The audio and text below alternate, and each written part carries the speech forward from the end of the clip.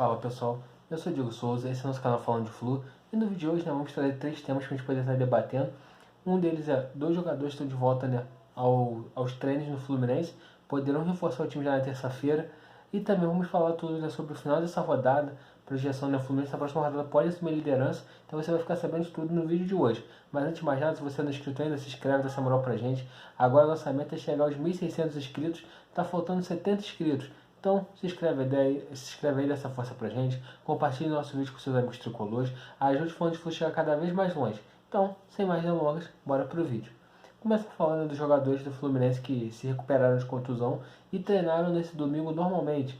Martinelli e Samuel Xavier. Fluminense que jogou no sábado contra o Cuiabá, como tem jogo na terça-feira, os jogadores já tiveram folga e já treinaram nesse domingo. E Samuel Xavier e Martinelli treinaram normalmente, fizeram todas as atividades no campo. O que a gente pode falar sobre isso? Qual que é o grande problema do Fluminense hoje? A gente perdeu o Alexander.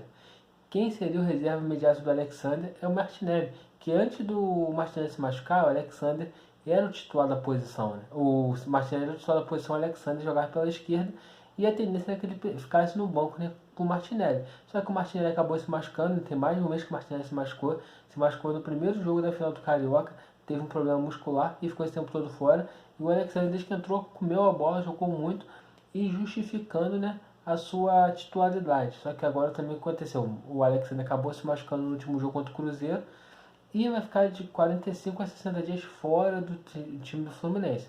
Então a tendência é que o Martinelli, quando se recuperar da contusão, possa recuperar sua vaga de titular.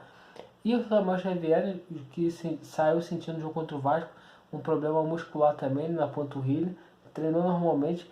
E realmente, Samuel Xavier, quando o Guga joga, a gente sente muita falta do Samuel Xavier, que é mais dinâmico, é mais construtor por dentro. E com a condição do Alexander e do Samuel Xavier, que não vem jogando, a gente fica assim um lateral reserva no banco. A gente não tem nem para a lateral direita nem para a lateral esquerda. Então quando o Marcelo saiu no último jogo, a gente viu como é que teve que ser feito o maior rolê, né? O Guga, que estava na lateral direita, veio jogar na lateral esquerda. O Nino foi improvisado na lateral direita. Então com o retorno do Samuel Xavier, se tiver condições de jogo, no mínimo esse provavelmente resolve. Samuel Xavier começando jogando, ou até mesmo entrando no decorrer do jogo, é uma troca simples. Entra um lateral, o outro vem fazer a lateral oposta, né? A lateral esquerda, quando o Marcelo sentiu o cansaço e desgaste do jogo. Mas para o jogo da próxima terça-feira, a gente vai dar uma projeção, eu acho que nem Martinelli nem Samuel Xavier saem jogando de cara. Talvez Samuel Xavier tenha mais chance até do que o Martinelli. E eu acho que a composição tática do time do Fluminense para esse jogo, hoje, na minha visão, assim, que eu acho que o Diniz pode fazer: Lima jogando na vaga do Alexander e John Kennedy jogando na vaga do Keno. Então eu acho que muito vai ser essa conjuntura. A minha preocupação é quem vai dar o suporte para o Marcelo fazer a cobertura do Marcelo na lateral esquerda ali, né? Que o Alexander faz isso muito bem. Será que o Lima vai conseguir também fazer isso muito bem, acompanhando as descidas do lado direito ali de ataque do Flamengo, lado esquerdo de defesa do Fluminense?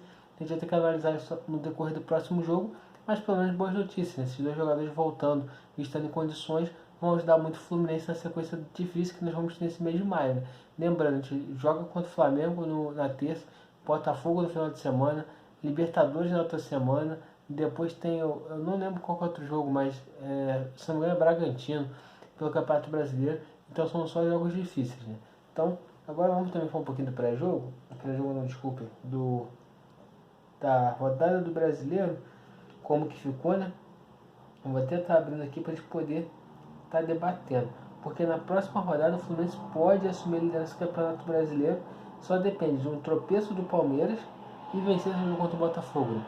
O Botafogo que perdeu nessa rodada para o Goiás de 2-1, né? O Botafogo que vinha embalado, foi jogar fora de casa e perdeu para o Goiás, e isso abriu o caminho para o Fluminense assumir a liderança, né? Por que abriu o caminho para o Fluminense assumir a liderança? Porque o Fluminense venceu contra o Cuiabá, tem 13 pontos e está a 2 pontos do Botafogo. Na próxima rodada é Fluminense e Botafogo. Se o Fluminense vencer o Botafogo, o Fluminense vai a 16 pontos e o Botafogo fica com 15. E depende apenas de um tropeço do Palmeiras para assumir a liderança do Campeonato Brasileiro. Até que ponto isso é interessante? Qual que é o nosso pensamento? O Fluminense assumindo a liderança do Campeonato Brasileiro é interessante porque pode ser que comece já ficando no bloco de cima e tenha grande chance, né, de ser campeão brasileiro, ou de fazer uma campanha digna novamente, mais uma vez, né, para brigar pela Taça Libertadores.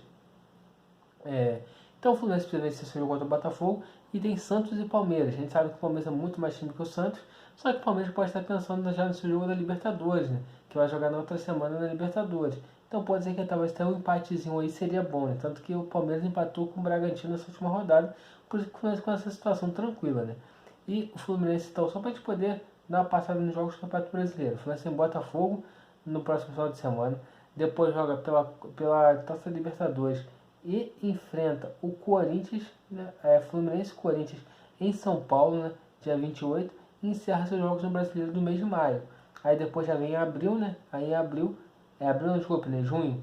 Aí que é Fluminense e Bragantino contra no dia 4, por isso que eu estava na dúvida. Então o Fluminense vai ter no Corinthians que não vem num momento muito bom, né? Então o Fluminense tem que tentar aproveitar esses momentos. Vencer o Botafogo, vencer o Corinthians e ficar ali, né, em cima da tabela.